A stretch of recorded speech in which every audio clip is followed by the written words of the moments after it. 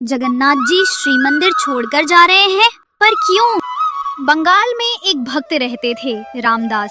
उनका नियम था कि हर एकादशी पर वे पैदल बंगाल से जगन्नाथपुरी जाया करते थे। वहां जाकर वे सुबह समुद्र में स्नान करते, महाप्रसाद पाते और फिर रात को शयन आरती के बाद मंदिर के बाहर बैठकर कीर्तन करते। महाप्रभु जगन्नाथ जी उनसे बहुत प्रसन्न रहते थे और उन्हें अपार प्रेम करते थे। धीरे धीरे समय बीता और रामदास वृद्ध होने लगे। अब उनके शरीर में पहले जैसा बल नहीं रहा, लेकिन उन्होंने अपना नियम नहीं छोड़ा। उनका मन अब भी वही था, भक्ति में अटल। महाप्रभु जगन्नाथ जी को उस पर दया आ गई। जब अगली एकादशी पर रामदास पुरी पहुँचे और कीर्तन कर रहे थे, उन्होंने नेत्र बंद किए हुए प्रभु का ध्यान लगाया। तभी उनके ध्यान में जगन्नाथ जी प्रकट हुए और बोले, रामदास, तू अब पुरी मत आया कर, मुझे बड़ा कष्ट होता है।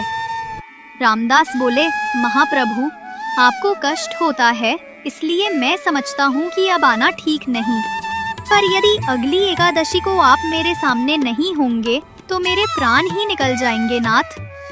जगन्नाथ जी बोले, ठीक है, तो एक काम तो किया जा सकता है जिससे तुझे पुरी भी ना आना पड़े और तू मेरा दर्शन भी कर ले। रामदास बोले, वो कैसे संभव है? जगन्नाथ जी बोले, अगली एकादशी में जब पुरी आएगा तो एक बैलगाड़ी ले आना, मैं भी तेरे साथ चलूंगा तेरे घर, तब मेरा दर्शन कर लेना।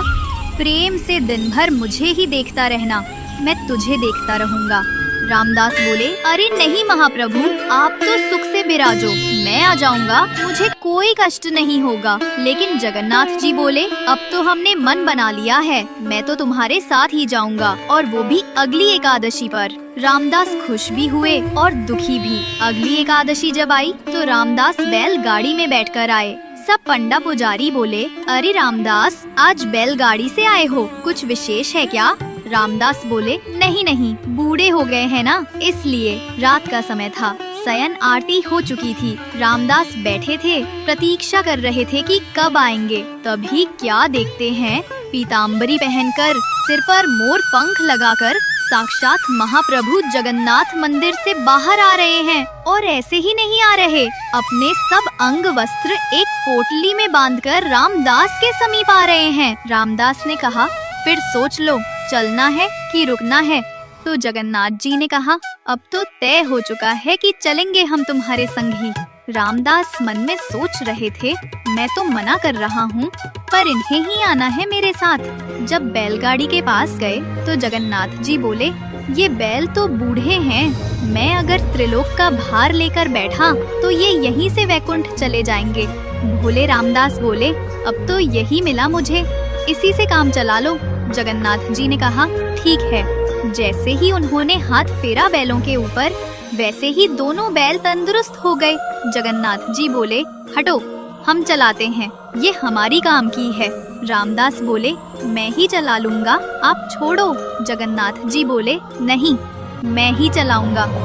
सामने बैल हाँकते हुए द्वारकाधीश थे और पीछे सीधे साधे रामदास बैठे थे। जैसे ही मंगला आरती का समय हुआ, वैसे ही सब पुजारी बोले, ये सुभद्रा जी और बलभद्र जी तो हैं, पर जगन्नाथ जी कहाँ गए? सब जगह हल्ला मच गया, जगन्नाथ जी चोरी हो गए, ढूंढो। सबका शक गया रामदास के ऊपर, क्योंकि रामदास ही वहाँ रात भर रहते थे। जगन्नाथ जी को पता चल गया था कि सब पंडा पुजारी रामदास के पास आ रहे हैं। वो अभी पुरी की सीमा से बाहर नहीं गए थे। तो जगन्नाथ जी ने कहा, रामदास, तुम मुझे कहीं छिपा दो, सब पंडा पुजारी आ रहे हैं तुम्हारे पास। पास में ही एक तालाब था, उसके पीछे एक गुफा जैसी बनी थी। तो रामदास ने जगन्नाथ जी को वहीं छिपा दिया, लेकिन उनकी पीताम्बरी का एक कोना बैलगाड़ी में रह गया। सब पंडा पुजारी आए और उनकी तलाशी लेने लगे। तभी वो पीताम्बरी का छोर उन्हें दिख गया और बिना कुछ पूछे मारपीट शुरू कर दी। तभी तालाब से आवाज आई, अरे मूर्खो, तुम्हें क्या लगता है मुझे कोई अपनी मर्जी से ले जा सकता है? नहीं, मैं स्वयं चलकर आया हूँ। तभी क्या देखा, जगन्नाथ जी के श्रीअंग से रक्त बह रहा है और पूरा तालाब रक्तमंडित हो गया है। सब बोले क्षमा कर दो महाप्रभु। महाप्रभु बोले क्षमा नहीं मिलेगी, जाओ, मेरे भक्त को मारते हो, शर्म नहीं आती।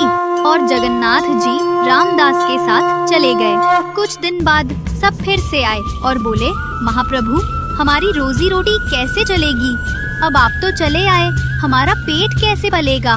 जगन्नाथ जी ने कहा, यही अंतर है मेरे भक्त में और बगुला भक्तों में। फिर बोले ठीक है, हम अपने भार के बराबर तुम लोगों को सोना दे देते हैं, तो हो जाएगा ना?